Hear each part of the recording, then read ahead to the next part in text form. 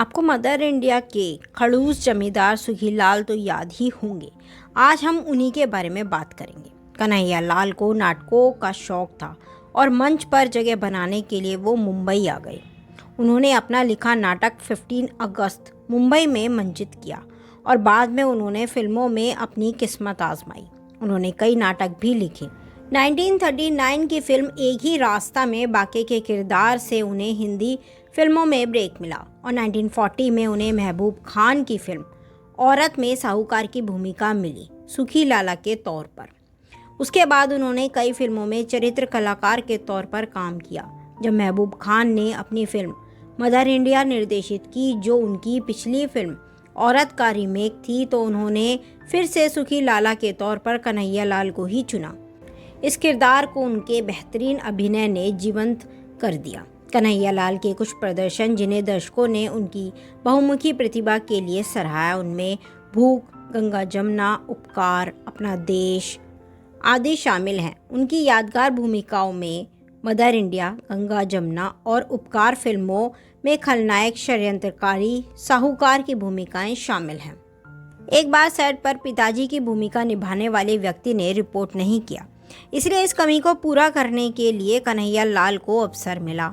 अब कन्हैया को जो संवाद बोलने थे वो थोड़े लंबे थे। सेट पर सभी लोग कन्हैया लाल को अभिनेता बनने की कोशिश करते देख हंसने के लिए तैयार थे, लेकिन भगवान ने उनकी मदद की और उन्होंने काम किया। यह फिल्म झूल बदन थी, जिसे के.एम. मुंशी ने लिखा था, जिसका निर्देशन सर्वोत्तम बदामी ने किया था और इसमें मोतीलाल और सबिता ने अभिनय किया था। उन्हें खुशी हुई कि उनकी पहली टॉकी फिल्म में उन्हें 10 रुपये की बढ़ोतरी मिली थी, क्योंकि उनका वेतन 45 रुपये प्रति माह हो चुका था। उन्होंने दूसरी उन्नति अपनी पिता की भूमिका की जगह दादा की भूमिका निभाकर की थी और यह फिल्म साधना थी। साधना के लिए उन्होंने संवाद और गीत भी लिखे।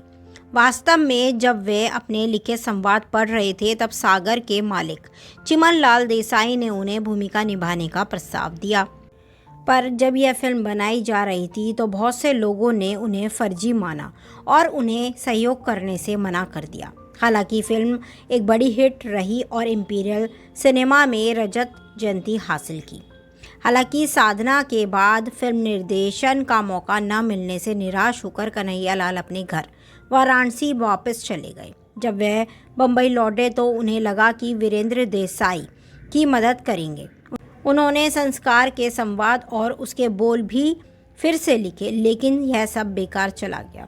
हालांकि उनके करियर ग्राफ की शुरुआत महबूब खान ने की थी, जिसमें लेखक वजाहत मिर्जा ने भूमिका निभाई थी। उनके उदाहरण में कन्हैया लाल को औरत 1940 में सुखी लाला की भूमिका के लिए चुना गया था। उन्होंने दुष्ट साहूकार की भूमिका निभाई, जिसकी युवा विधवा पर बुरी नज़र थी। इस फिल्म का एक्सपीरियंस शेयर करते हुए उन्होंने बताया था कि कोई भी मेकअप मैन मेरी देखभाल करने के लिए या मुझे तैयार करने के लिए तैयार नहीं था। जब मैंने यह परेशानी सिनेमेटोग्राफर फरीदून ईरानी को बताई तो उन्होंने शांति से कहा कि तुम चिंता मत करो, तुम जैसे हो वैसे ही रहो और मैं बिना मेकअप के तुम्हारी तस्वीरें खींचूंगा। उन्होंने वैसा ही किया। मेरे मेकअप में सिर्फ मूछें थीं। ऐसे बहुत कम सिनेमेटोग्राफर होते हैं जो बिना मेकअप के कलाकारों की तस्वीरें खींचकर अपनी प्रतिष्ठा दांव पर लगा देंगे। मैं श्री ईरानी के साहस और आत्मविश्वास की प्रशंसा करता हूँ।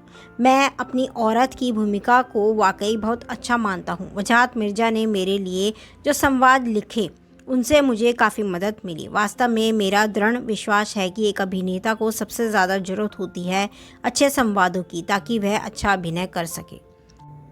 इस कहावत का सम्मान करते हुए उन्होंने तुरंत महबूब खान से कहा कि वे तुरंत डॉक्टर को ना बुलाएं, बल्कि बचे हुए शॉट पूरे करें। जब वे आखिरकार सेट से बाहर आए तो डॉक्टर उनका बाहर इंतज़ार कर रहे थे। महबूब खान की फिल्म बहन 1941 में उन्होंने एक अच्छे स्वभाव वाले जेब कतरे की भूमिका निभाई थी। यहाँ उनके लिए मूल रूप से कल्पना किए गए 4 दृश्यों को वजाहत मिर्जा ने लगभग 14 दृश्यों में बदल दिया था। कन्हैया लाल ने मंदिर के पुजारी की भूमिका निभाई और लाल हवेली में उन्होंने फिर से पंडित हास्य भूमिका निभाई। याकूब ने फिल्म में अभिनय किया और उसका स्वभाव बार बार यह कहना था कि चाचा पसीना आ रहा है काफ़ी मशहूर हुआ था। गंगा यमुना 1961 में उन्होंने फिर से मुनीम की भूमिका निभाई।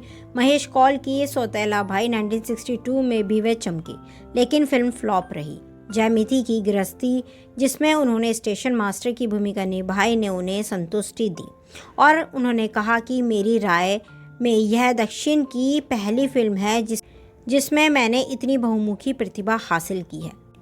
बॉलीवुड में भूमिकाओं का शतक पूरा करने के बाद हथकड़ी 1982 उनकी अंतिम फिल्म बन गई, क्योंकि 14 अगस्त 1982 को 72 ईयर की उम्र में उनकी नाटकीयता ने अंतिम सांस ली। कन्हैया लाल का शुरुआती दौर भी बड़ा मज़ेदार था।